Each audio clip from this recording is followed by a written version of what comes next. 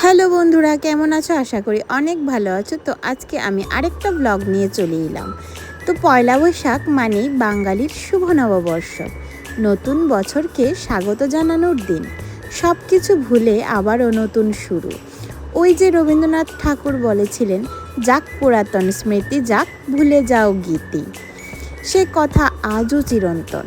আর বাঙালিদের পয়লা বৈশাখ মানেই নতুন জামা, অনেক শপিং, আর পয়লা বৈশাখের দিন দুর্দান্ত ভুরিভোজ, আর সাথে ঠাকুর মন্দির যাওয়া, গল্প করা সবাই মিলে, আরও কত কিনা। তো বন্ধুরা, আজকে সকাল সকাল উঠেই স্নান টান সেরে চলে গেলাম ছাদে কাপড় ছড়াতে। আর বর কিন্তু আমাকে এই জামাটা দিয়েছিল। তো অবশ্যই কেমন লাগলো একটু কমেন্ট করে জানিও তো।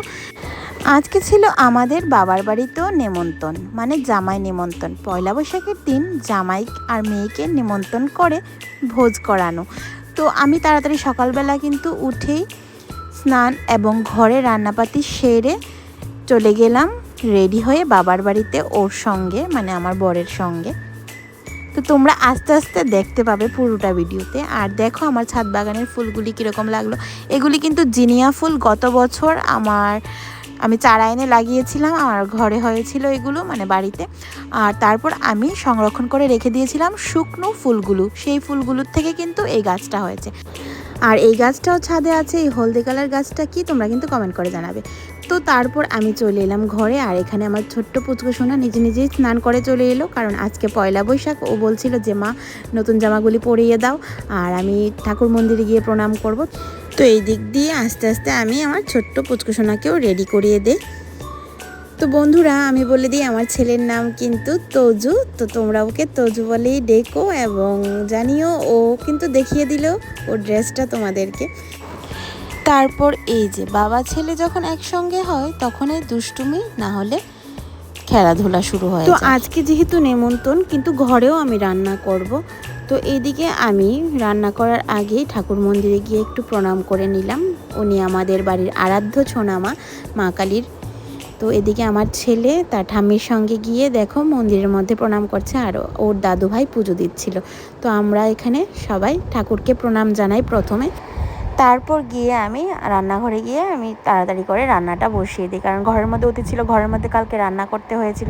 কারণ আমার শ্বশুরমশাই শাশুড়িরা আছে, ওদের জন্য রান্না করে দিয়ে তারপর আমি আর আমার বর মিলে চলে গিয়েছিলাম নেমন্তন্নে। আমার বাবার বাড়িতে ছিল নেমন্তন্ন, জামাই নেমন্তন্ন। পয়লা বৈশাখের দিন আমাদের এখানে জামাইদেরকে নেমন্তন্ন করে খাওয়ায়, মেয়ে মেয়ে জামাইকে। তো আমাদেরকেও নিমন্ত্রণ করেছিল মা বাবা, এসে নিমন্ত্রণ করে গিয়েছিল। তো আমরাও গিয়েছিলাম। তো এদিকে চলছিল আমার তাড়াহুড়া পর্ব, যে আমি তাড়াতাড়ি করে কখন কাজটা সারবো, সেরে আমি বাড়িতে যাব।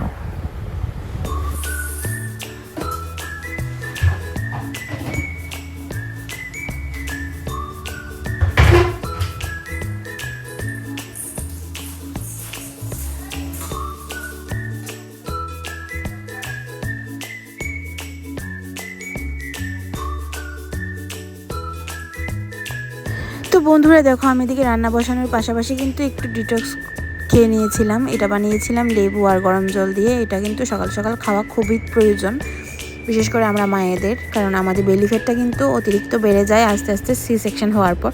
তারপর কিন্তু এটা কমাতে গেলে হিমশিম খেতে হয়। তো সকাল সকাল করে কিন্তু লেবু আর গরম জল খেলে প্রচণ্ড ভালো একটা এফেক্ট দেয়। তো এদিকে বর এনেছিল মাটন, আর মাটনটা আমি কিন্তু সিদ্ধ করে তারপর রান্না করব। তো কীভাবে প্রসেসিংটা তোমাদেরকে দেখিয়ে দিই। আমি কুকারের মধ্যে একটু নুন আর গরম মশলা দিয়ে মাটনটা দিয়ে দিয়েছিলাম ধুয়ে।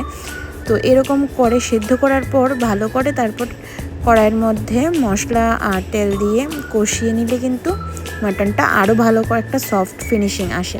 তো তারপর বানিয়েছিলাম আমি শাক, সাথে বানিয়েছিলাম ভাজা আর ডাল। এতটুকুই ছিল আমাদের মেনু, বাড়ির মেনু। ঘরের মধ্যে তাড়াতাড়ি রান্না সেরে আমি এই শাড়িটা আর এই সাথে একটা ম্যাচিং ব্লাউজ পরে নিলাম।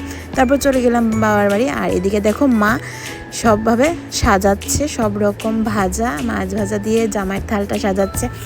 তো মা অনেক কিছু রান্না আইটেম করেছিল। মা রান্না করেছিল মাছের তেল ভাজা, মাছ ভাজা, মাটন, ইলিশ মাছ, দই, মিষ্টি, পাঁপড়, শাক, ডাল, আরও কত নাকি। দেখো মা কি সুন্দর করে জামাইয়ের জন্য থালা সাজাচ্ছে। আর আমার ছেলে দেখে বলছিল যে দদন নাকি ওকে থালা সাজাই দেয়নি, কিন্তু ওর বাবাকে দিয়েছে। তো তারপর খাওয়া দাওয়ার পর মা নিয়ে এলো মিষ্টি সাজিয়ে, আর বোন এদিকে কোল্ড ড্রিঙ্কস ঢেলে নিয়েছিল। তো এইভাবেই কালকের বিকালটা খুব আনন্দদায়কভাবে কেটেছিল আমাদের। তো তোমাদের কীরকম কাটলো নববর্ষ অবশ্যই কমেন্ট করে জানাবে। আর আমার ভিডিও যদি ভালো লাগে তাহলে অবশ্যই লাইক, শেয়ার, কমেন্ট, আর প্লিজ তোমরা সাবস্ক্রাইব করে দাও। যেটুকু মানুষ আমার ভিডিও দেখছো তারা সাবস্ক্রাইব করে দাও না, কি হলো? তো তোমরা যদি পাশে থাকো তাহলে অবশ্যই কিন্তু আমি একদিন সাকসেস হতে পারবো আমার এই ইউটিউব জার্নিতে। তোমাদের কীরকম লাগে আমার ভিডিওগুলো একটু জানাও না কমেন্ট করে। তো আশা করি তোমরা আমার পাশে থাকবে। তো চলো আজকের মতো এতটুকুই। আর এই শাড়িটা পরে আমাকে কীরকম লাগলো তা কিন্তু অবশ্যই একটু কমেন্ট করে জানিও।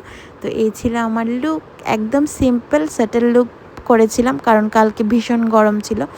তো চলো আজকের মতো এখানেই বিদায় নিচ্ছি। দেখা হচ্ছে পরবর্তী আরেকটা ব্লগের সঙ্গে।